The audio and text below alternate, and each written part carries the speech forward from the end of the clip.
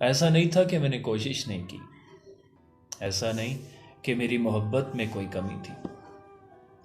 मैंने दुआ भी मांगी और भीख भी, मैंने सजदे भी किए और परहेज भी, दोस्त भी बदले, सोच भी, और सबसे बढ़कर उसकी खातिर मैंने खुद को ही बदल डाला। मैंने माफ़ी भी मांगी, मिन्नत भी की, जो कर सकता था किया।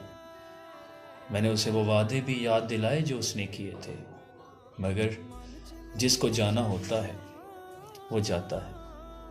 लफ्ज़ों की लाज कहाँ रखता है, ये मिन्नत, ये समाजत, ये दुआएं, ये भीख सब बेकार जाती हैं। अरे मैंने मोहब्बत भी इतनी खामोशी से की कि मेरी खामोशी ने शोर मचा दिया।